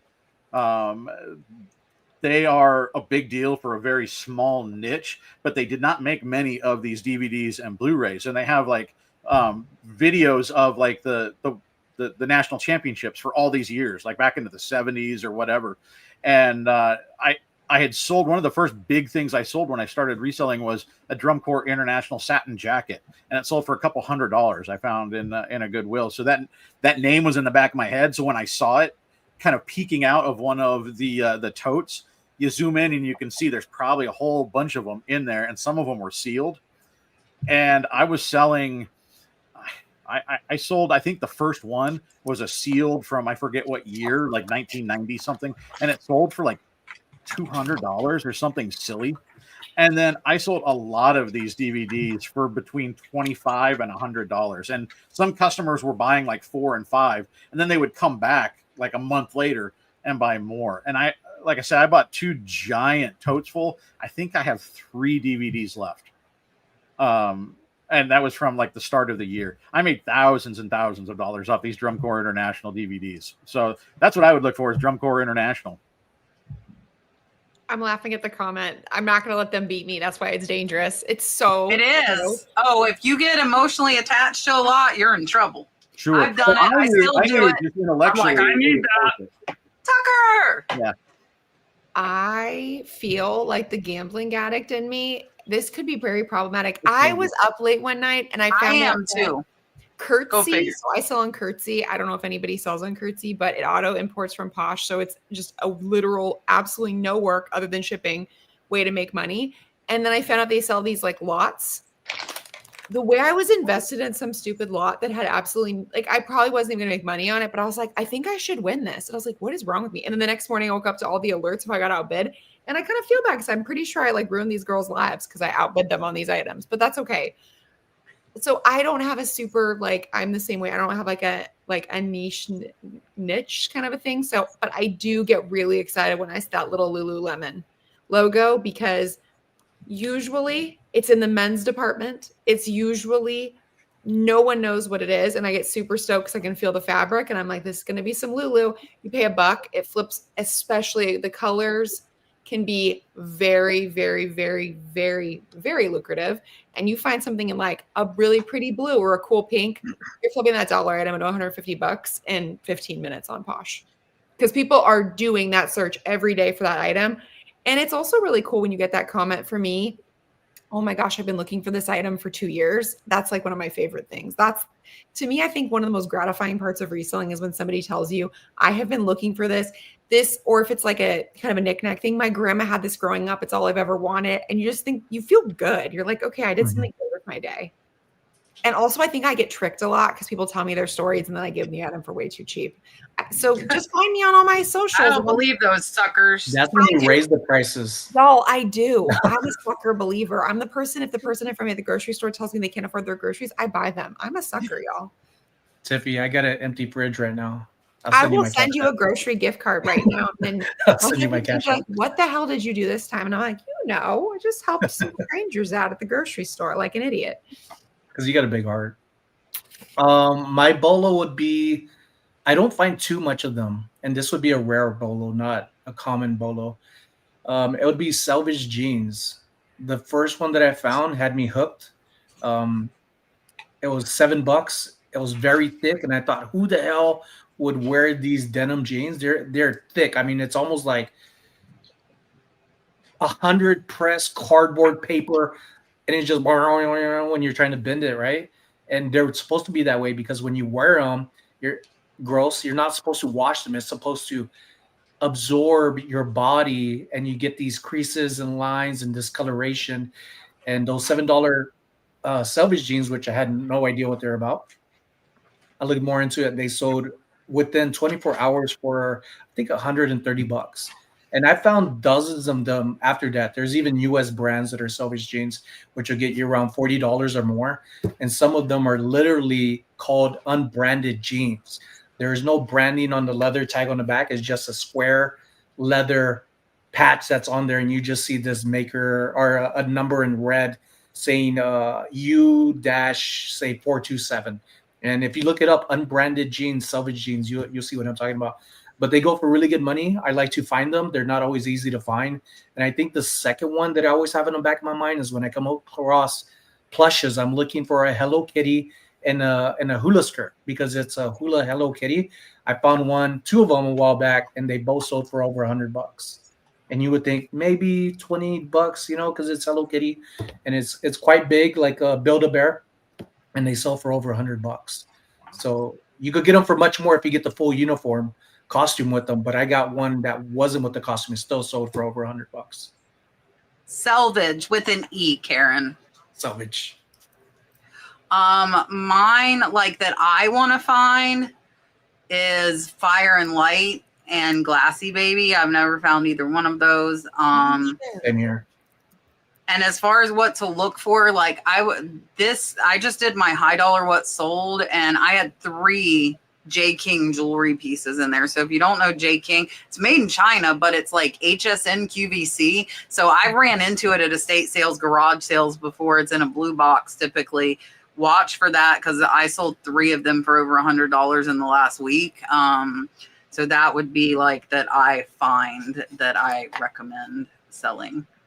And doll for sure. Huh? I thought you were going Kachina doll for sure. No, because they're not really out that much. Like I have to buy mine from Southwest Auctions in order to get mine. So they're very like area specific, you know.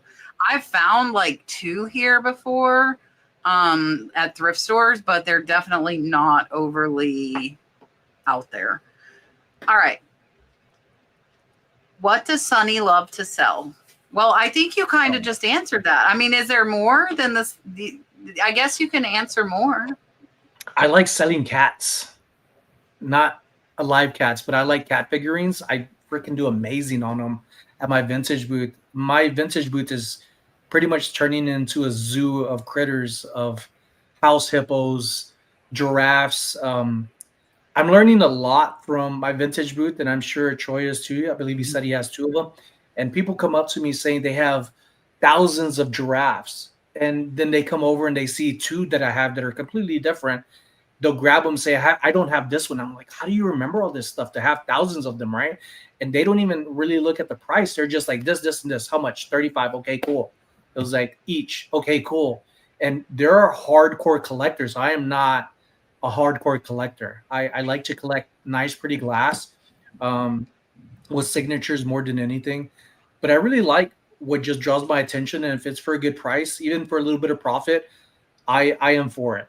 But I am getting tighter on the quality and condition. Unless it's really good to resell with a nip or like a flea bite on glass, I'll pick it up, or even ceramic. But I tend to stay away from it.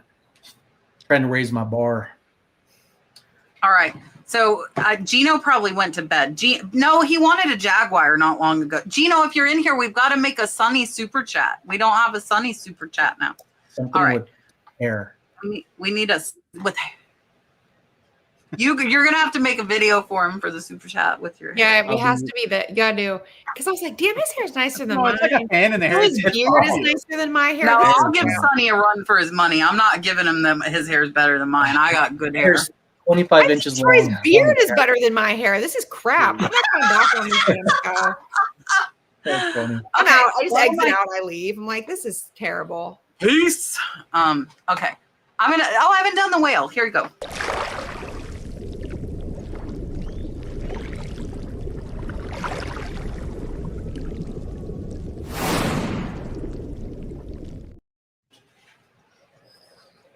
Okay.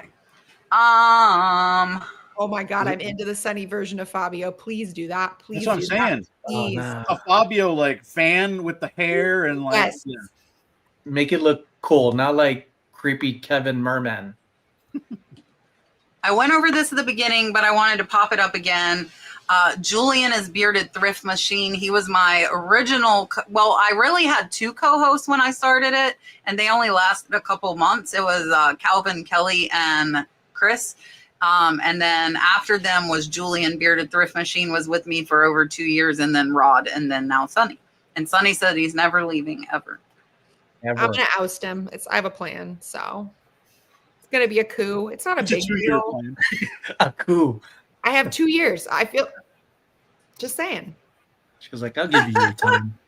I got to grow my hair longer. I have a lot to do. Okay, I'm busy. All right. I got to grow my hair out today. Linda wants to know, when you're at garage sales, do you try and hide that you're comping an item? Do you think they will give you a better price if they don't know you're a reseller? This is a question that comes up a lot. Yeah, and I think it's two questions there. Really, I guess the first half of it is I don't comp a ton at garage sales. I mean, if it's something I've never seen before, and it's got a UPC code, that's super easy to pull out the eBay app, scan the UPC, and get a good idea of it, right? So if it's something like that, honestly, I don't think it's that big a deal. Like, as long as you're not being super blatant about it, there's a lot of people that are using Google Lens to figure out what the thing is and what it sells for that are just, they want to buy it for their shelf, right? Like, people just do that now. The people running the garage sale are using the Google Lens to figure out what to charge for it. I had several people last weekend running garage sales. Did you know there's this new thing on your phone? If you click that, they're the ones running it. People saying YouTubers are ruining, like, they're making garage sale prices go up. It's Google Lens that has done this more than anything else, because I had two different ladies. I heard one talking to somebody else and one tell me, oh, we looked this up on Google Lens and it's actually really expensive and all that. So that's what's happening there. I don't think it matters. You know, just, you don't want to be doing you make a pile and stand there and scanning everything and just be obnoxious. But if you're looking up one thing, I don't think it's a big deal.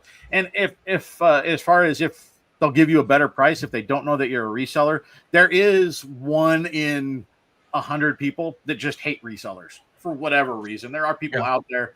And so they'll give you a hard time.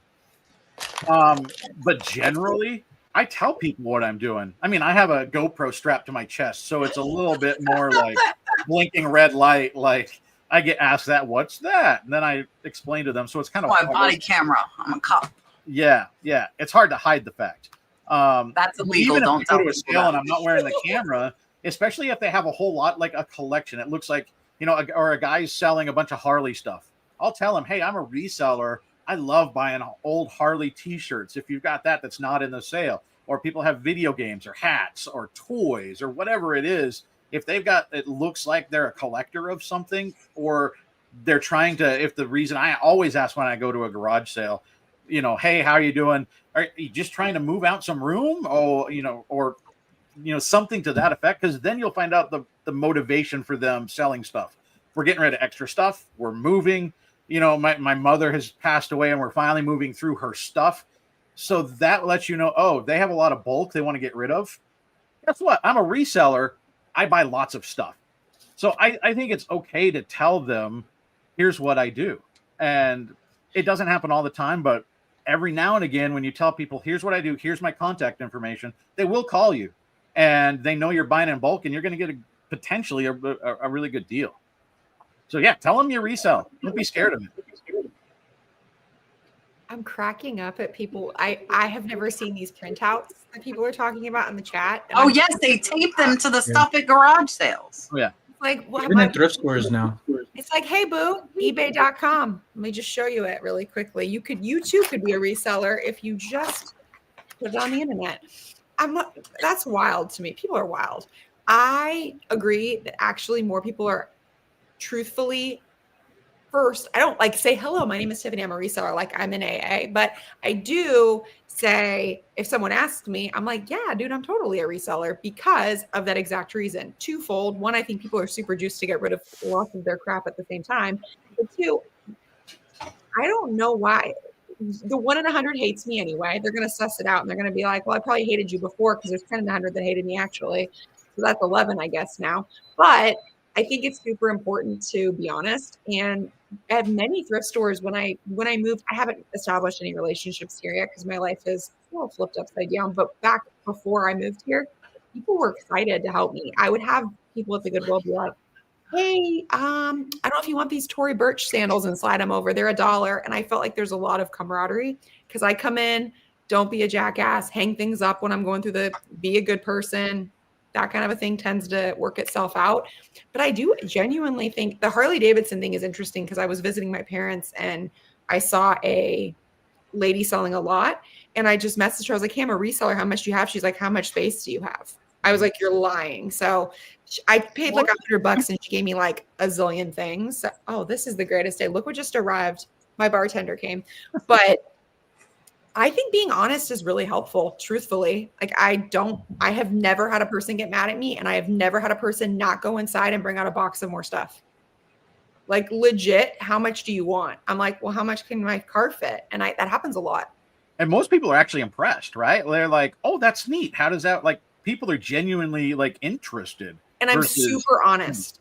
I am very honest to the point where I've literally given people ironically, I've actually sold to people. I have had people when I go to buy stuff, they go onto my Posh and they're like, wait, you have all this linen? And I end up being like, hey, I'll come back in an hour with the stuff. And we end up doing like a I'll deliver it. I know this sounds wild, but I've like bartered legit for things where I'm like, hey, I've got all this linen. And I never tell when people message me on Facebook Marketplace, they're like, you have a lot of random stuff in different sizes. I'm like, oh, I'm a reseller. They're like, oh, okay, cool. Can I make a deal with you? Yeah, that's totally fine. It's a two-way street. I try since they know I'm I do have a bartender. Nothing but class here. Personal. I need that. Back if I drink. I'm going to add that to my requirements for like relationship material. Personal bartender. If not, what's the point? If they're not going to bring you drinks, I don't really understand the point. Unless you don't drink, in which case maybe it's brownies. Maybe it's. No, I like to drink. I just want to say you don't have to drink to have a good time, but you want to have a personal deliverer of whatever the good is you services. want. I drink, so the lemon drop martini. I have had people in my show, like in my lives, be like, I don't drink. And I'm like, okay, well, what do you do? Because you have something. Ice cream, pizza, what is it? We all have it. We all have something. I have 2 somethings. I probably have 5 somethings. My very first You're right. yard sale, Sonny's like, I was hiding from me comping things. I used to work at the post office, USPS, back in 2016. I showed up at the time they told me to go there, but being that I was new and not a full-time employee, they could tell me come back 2 hours later. So rather than getting upset, I was like, I'm going to go haul butt to this yard sale. So I go over there and I get my phone. I'm just now learning about reselling, and I take a picture of the item and I run back to the car, and I'm across the street and I'm trying to find everything. And I'm like, crap, what was it exactly? So I go back to the garage sale and I take another photo, and then I go back to the car and I'm like, this is so dumb. You know, like, let me just do it there. So I did it, and the lady's like, what are you doing? I was like, yeah, I was like, and this took like probably 15 minutes because I'm very forgetful. So I go back and I'm like, I decide not to get it because now I'm overwhelmed. But I remember my first time using like a Google Lens to calm something. But with that, people, when they complain, you know, like, what are you doing at yard sales? Because it's becoming more common. It's not common for everybody, but people that do yard sales often, garage sales, they're understanding, and they do it themselves more than likely. So I do have or run across people, and I'm sure we all have, and they say, well, this sells for $200 on eBay. Look, and they're showing you a listing, and they're showing you the highest price that they are looking at, right? To try to sell you on, trying to get as much money as they can. So I say, but what does it sell for? That's a listing. So I look it up, and I tend to show people when I have time what is actually selling for, the highs and the lows, and to teach them about it. And they're like, oh, cool. Well, okay, I don't want to do all that. I'll just give it to you for $5. I'm like, okay, cool. I have turned away sales on my behalf from garage sellers that they're like, this is, I'll sell it for $2. It's my husband's. And I'm like, wow, he's like right there. It looks like he had a collection. And people don't let go of their teams, like New York Yankees and things like that. They're diehard, right? So it's probably more the wife pushing things away. So I said, you know, I would really like to get this, but it looks like he really wants it. And it doesn't sell for like $5, $10. It's selling for several $100s. And I showed them, and the wife's like, yeah, we should hold on to that. And I tell them, these are more than just things of value. They can be investments if you're tending to grow a family, or later on, you know, people just throwing stuff away. But oftentimes people hear the actual information of where they could find stuff, how much the value is, what it's going for, and still be like, no, I'm just ready to go with it. And those are often the best ones, because those are the ones like, just take it. I had a $200 vase this guy gave me. Brother-in-law gave it to him. He said, I just wanted it all of here. You buy whatever this was over here. I bought like a dozen ducks for like $60. And he was like, whatever you get, even if you buy one, you are getting this vase. And Joyce mentioned earlier, I do love lamps. I love lamps. I love lamp. So this guy had a vase, and he gave it to me, and boom, I sold it for $100 for free. So like Tiffy said, you got to, and I mentioned earlier, tell people about what you're doing. And if they don't agree with it, either way, they're selling stuff, you know, but there are going to be some people that say, hey, well, I have this other stuff. How about you give me your information? So rather than waiting for people to ask you, ask them, what are you going to do with all of this stuff once it's done?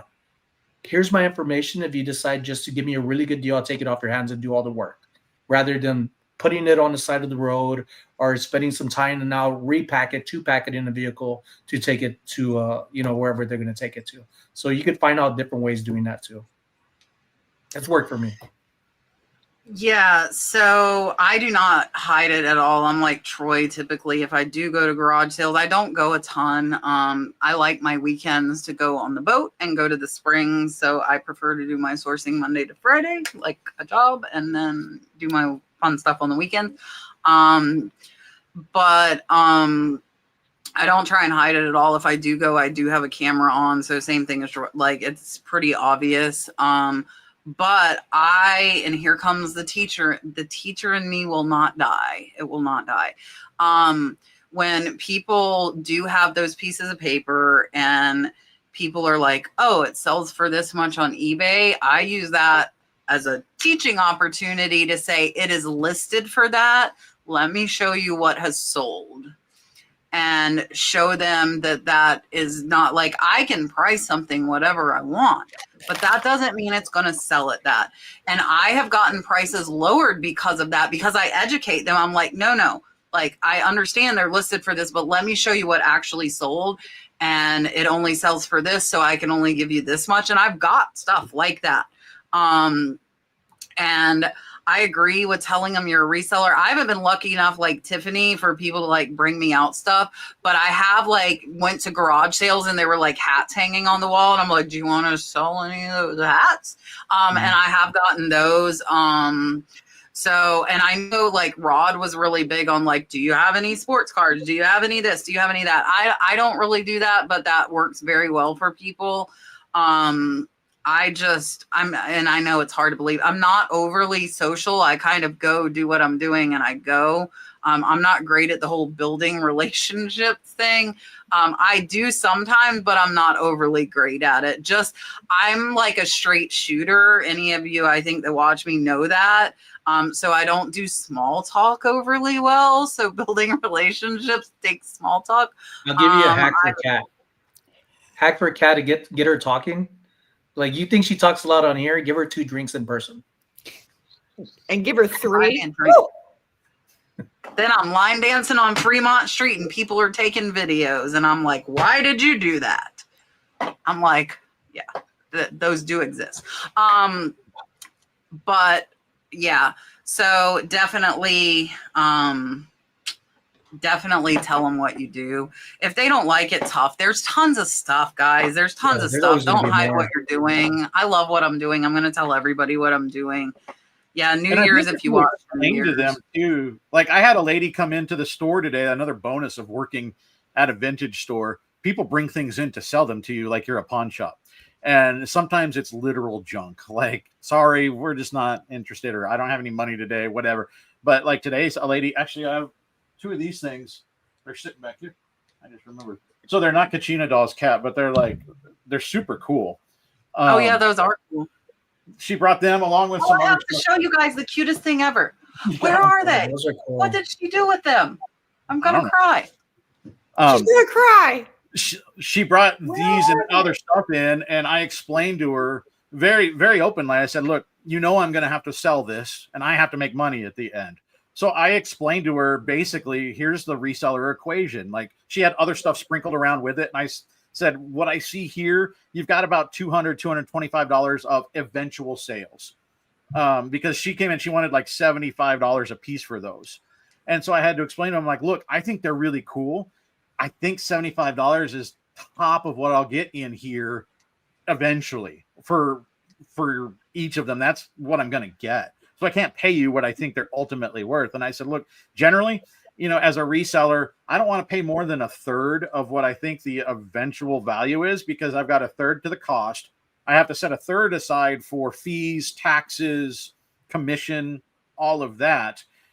That leaves me with 1/3 left as my profit. So I pay you 1/3 of the eventual value. I'll double up my money. And she was like, oh yeah, I really get that. And so she came in wanting $75 a piece for those. And for that didn't include all the other little things that she had with it. And she left very happy when I paid her $65. Once I explained to her, here's how the math works, she completely got it. I said, look, I'm just being transparent with you so you understand I'm not trying to lowball you.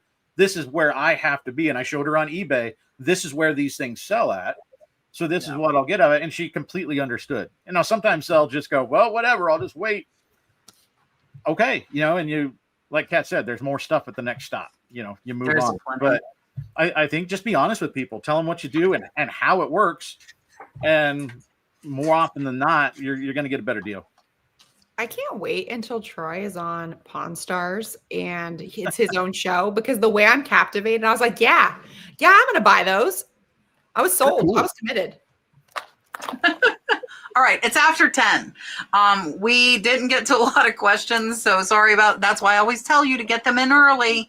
Get them in early. All right. I'm going to make everybody big again, except for myself. And then I will tell you what I've got going on. And we will be here next week. And I've got to go check on Dalton since he was so unhappy with me. All right. Here's Troy.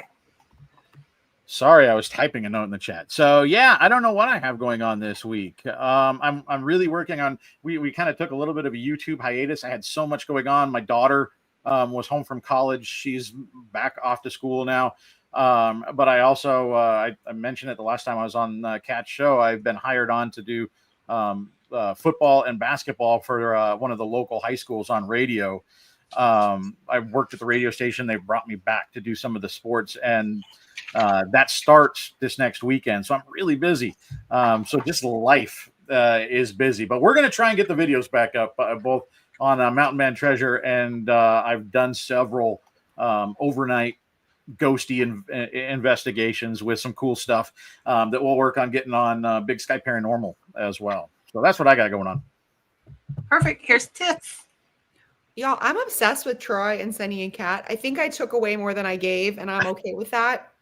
This show rocked, you guys. I was really nervous. Day wasn't super great. Had a lot going on. My life is totally upside down right now. And now I feel like I'm in such a good mood. Also, my family's all obsessed with paranormal. So we're all going to probably be huge Troy stands now. So that's pretty cool. This week, going to keep selling, going to keep hustling. And I think you guys motivated me to get back to the live reselling. And I haven't done a show in a year. I think I'm going to do it. Posh Fest is in a couple weeks. Y'all inspired me. Thank you so much. Kat, Sonny, love you guys. Troy, you're stuck with me. I'm super sorry about that, but I really love you guys. Sorry, not sorry. Yeah, I'm not sorry at all. Thank you so much for everything. Thank you guys. I'm trying not to cry because it was a really good night and I needed that. So thanks. Big love. Here's Sonny. Thank you all for making this a fun welcome, being a regular co-host. I can't wait to do it every Tuesday from now. And you can see more of me on my thrifting channel, Sunny Las Vegas.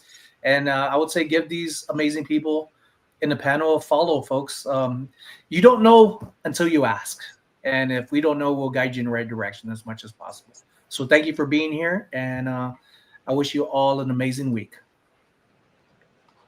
All right. Brooke just tried to call me, which makes me wonder if Dalton is up texting her. It's not a wonder. It's confirmed. Like it's 10:04. Yeah. Next week, I know we're going to have Caleb Resells. I'm not sure who our second guest will be, but we will be back. We will be here with you every Tuesday. Sonny, welcome. And thank you for being here. I appreciate it. Troy and Tiff, thank you. Tiff, you are welcome. Seriously, you have to come back on. Everybody loves you. And I'm glad that we could help. That was my day yesterday. I had a rough day yesterday. Today, I woke up, drank an energy drink, and was dancing around all day and in the best mood. So today was a really good day for me.